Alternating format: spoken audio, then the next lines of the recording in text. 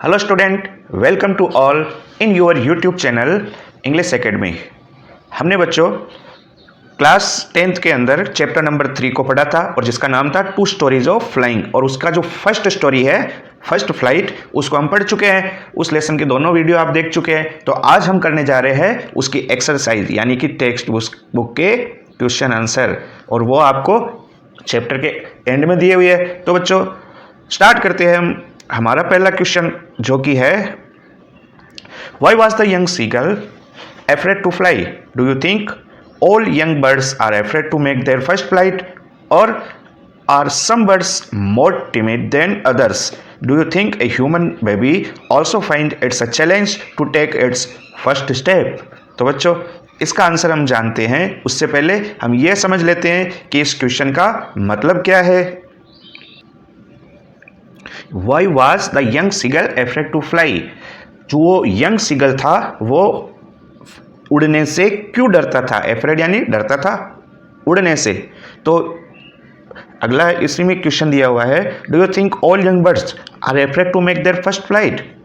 क्या आप सोचते हैं कि इसी प्रकार से सारे जो बर्ड्स होते हैं यानी कि छोटे जो बर्ड्स होते हैं, यंग बर्ड्स होते हैं, युवा पक्षी होते हैं, वो अपनी जो फर्स्ट फ्लाइट करने यानी पहली उड़ान करने से पहले डरते हैं? यानी क्या सबके साथ ऐसा होता है?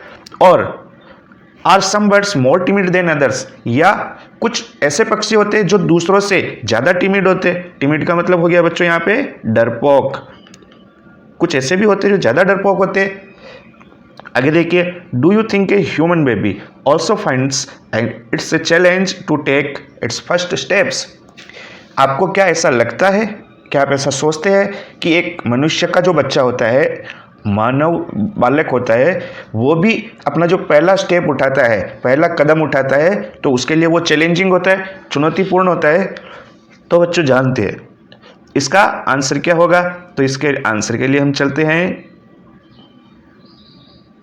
इसका आंसर है बच्चों, the young seagull was afraid to fly because it was its first flight.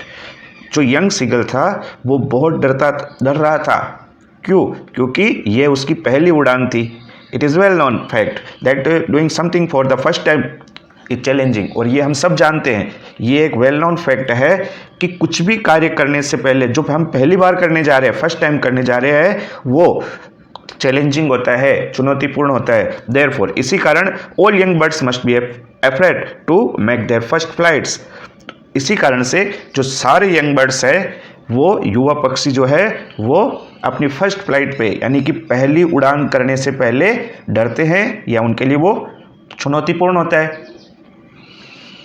A human baby would also find it a challenge to take its first step, और एक जो मनुष्य का जो बच्चा होता है उसके लिए भी अपना जो पहला कदम होता है, फर्स्ट स्टेप, वो उठाना चैलेंजिंग होता है, उसके लिए चुनौती होती है। ठीक है बच्चों, सेकंड क्वेश्चन के लिए हम आगे चलते हैं हमारे दूसरे क्वेश्चन के लिए। The sight of the food maddened him. What does this suggest? What compelled the young seagull to finally fly? जो साइट ऑफ फूड यानी कि जो दृश्य था खाने का, उसने उसको मैडन्ड कर दिया, पागल कर दिया। What does this suggest? ये बात क्या दर्शाती है? व्हाट कंपेल्ड, और उसकी क्या मजबूरी रही थी the young seagull to finally fly, कि आखिरकार उस युवा सीगल को उड़ने के लिए मजबूर होना पड़ा। तो ये कौन सी बात थी? तो बच्चों इसके अंदर दो क्वेश्चन है, जानते हैं उनके उत्तर। कि उसको जो दृश्य नजर आया था भोजन का, उसके कारण वो क्या हुआ? पागल हो गया। तो ऐसा क्यों हुआ? आंसर जानते हैं। The young seagull was very hungry. जो वो युवा सीगल था वो बहुत भूखा था।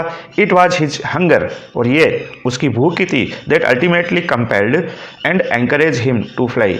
उसी भूख ने उसको आखिरकार मजबूर किया और एंकरेज किया, प्रोत्साहित किया। एंकरेज का मतलब क्या होता है बच्चों? प्रोत्साहित होना। तो उसको मजबूर भी किया, कंपेल्ड भी किया और एंकरेज भी किया। When the seagull saw his mother, जब उस सीगल ने अपनी मदर को देखा, tearing at a piece of fish, एक मछली के टुकड़े को टीयरिंग करते हुए, फाड़ते हुए, दैट ले एट हर फीट, जो उसके पैरों में पड़ा हुआ था, हिज हंगर गॉट इंटेंसिफाइड, तो उसकी जो भूख है वो और ज़्यादा इंटेंसिफाइड हो गई, यानी कि तेज हो गई, तीव्र हो गई। ओके बच्चों, समझ में आ गया होगा यह क्वेश्चन आपको। नेक्स्ट क्वेश्चन पे हम चलते हैं, जो कि है हमारा question number 3। They were beckoning to him, calling shrilly. Why did the seagull's father and mother threaten him and cajole him to fly? देखिए बच्चों, इस क्वेश्चन का मतलब है कि वो उसको बेकनिंग कर रहे थे, इशारा कर रहे थे, कॉलिंग श्रीली, और उसे बुला रहे थे श्रीली, तेज आवाज करके। Why did the seagulls father and mother, उसके जो सीगल के फादर और जो मदर है, थ्रेटन हिम, उन्होंने उनको धमकी दी। ऐसा क्यों दिया? And cajole him to fly, और वो उनको, कैजोल का मतलब होता है मनाना, वो उड़ने के लिए क्यों मनाना चाहते थे? कैजोल का मतलब आप ध्यान रखिए बच्चों, इसका मतलब होता है मनाना। तो आइए इसका आंसर हम जानते हैं कि इसका आंसर क्या है। The young seagull's parents threatened and cajoled him to fly because they wanted to become a self-dependent. उसके जो माता पिता है, उन्होंने सीगल को धमकी दी और उन्हें उसे मनाना चाहा। किस बात के लिए? उड़ने के लिए, क्योंकि they wanted him to become self dependent, क्योंकि वे चाहते थे कि जो ये यंग सीगल है वो सेल्फ डिपेंडेंट बने, यानी कि आत्मनिर्भर बने। They knew that he would never be able to do anything if didn't learn to fly. वे जानते थे कि ये अगर उड़ना नहीं सीखता है तो जीवन में कुछ भी नहीं कर पाएगा। He would become completely dependent upon others for basic necessity of life, और वो क्या हो जाएगा? पूरी तरीके से डिपेंड हो जाएगा दूसरों के ऊपर, for basic necessity of life. जीवन की जो आधारभूत चीज़ें हैं, बेसिक आवश्यकताएं हैं, जो जरूरी आवश्यकताएं हैं जीवन की, उनके लिए भी वो दूसरों पे डिपेंड हो जाएगा। Right? Okay. Question number 4। Have you ever had a similar experience where your parents encouraged you to do something that you were too scared to try? Discuss this in pair in और groups. Have you ever had a similar experience, क्या आपको कभी ऐसा अनुभव हुआ है where your parents encourage you, जब आपके माता पिता ने आपको एनकरेज किया हो, यानी प्रोत्साहित किया हो, टू डू समथिंग, कुछ ऐसा करने का, that you were too scared to try, जिसको आप करने से बहुत डरते हैं, बहुत डर रहे थे। क्या ऐसा आपके माता पिता ने एनकरेज किया है? डिस्कस दिस इन पेयर और ग्रुप्स, इस चीज़ पर चर्चा करें। तो आइए हम इसका उत्तर जानते हैं अपने हिसाब से कि इसका क्या उत्तर हो सकता है।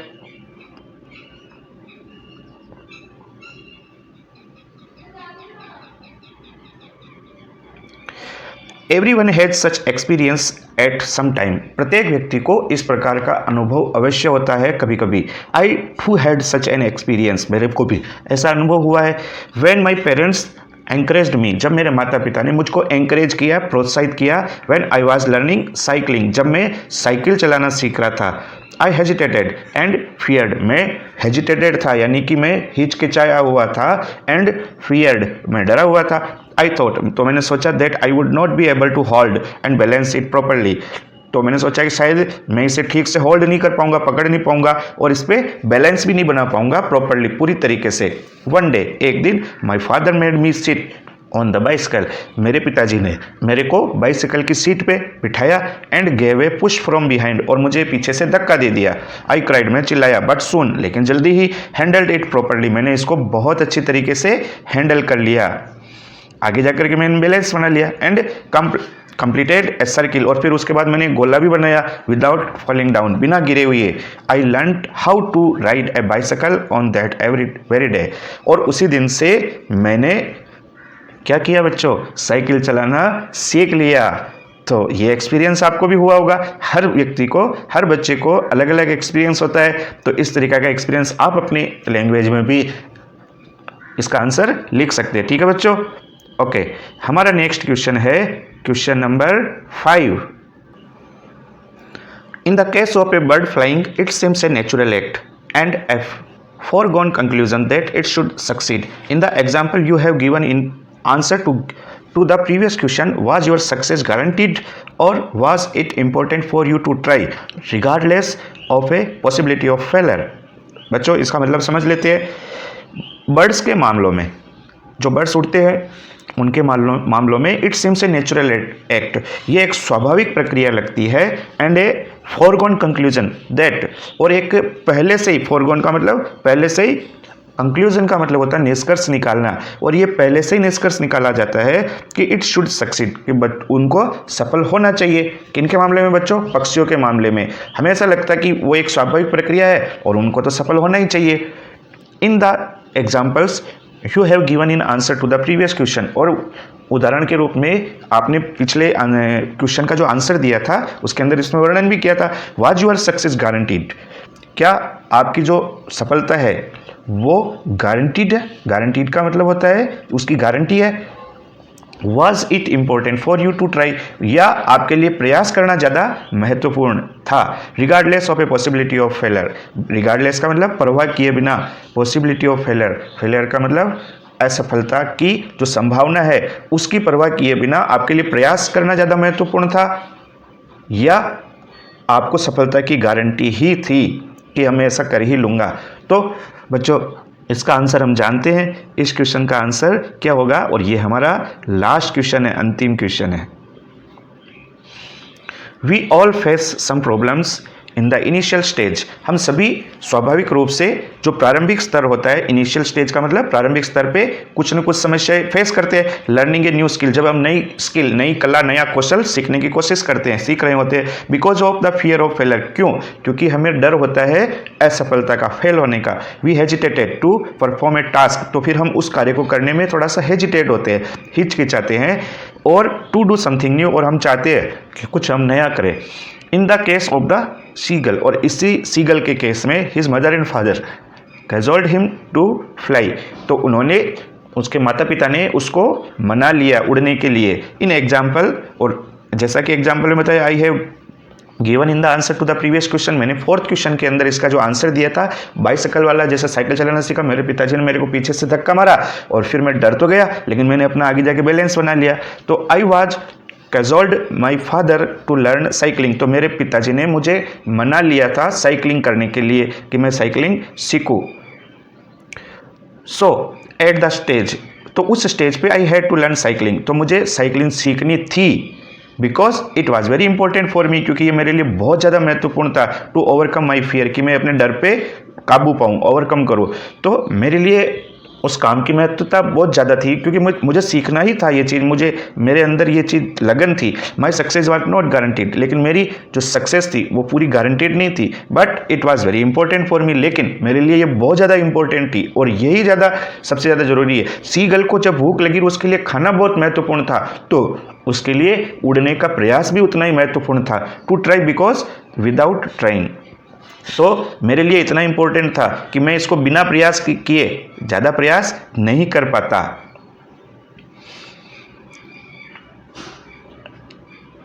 माई success was not guaranteed, but it was very important to for me to try because without trying there is not even a possibility of success. यहाँ तक कि सक्सेस की कोई भी पॉसिबिलिटी नहीं थी। आई न्यू, मैं जानता था दैट आई कुड फेल, कि मैं फेल हो सकता हूँ, असफल हो सकता हूँ। बट दैट मोमेंट, लेकिन उस क्षण, उस समय, कंक्वायरिंग माई फियर, मैंने अपने डर पे जीतना था, मैंने जीत हासिल की। And trying was the foremost important thing, और जो मैंने कोशिश की, जो पिछली जो इम्पोर्टेंट थिंग्स थी, पुरानी जो महत्वपूर्ण बातें थी, उसको सीखने की, उसको महत्वपूर्ण ये बात थी कि मैं उस पर विजय प्राप्त करूं, और सबसे खास बात क्या थी कि मैं कोशिश करूं।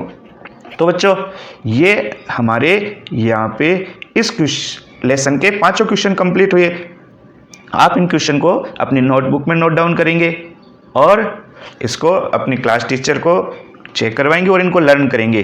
अगर आपको ये लेसन समझ में आया है, आपको क्वेश्चन आंसर समझ में आए हैं, और अगर आप इस चैनल पर नए हैं तो इस चैनल को सब्सक्राइब करें, अपने दोस्तों को भी बताएं, और आगे के वीडियो देखने के लिए तैयार रहे। ओके बच्चों, थैंक यू वेरी मच।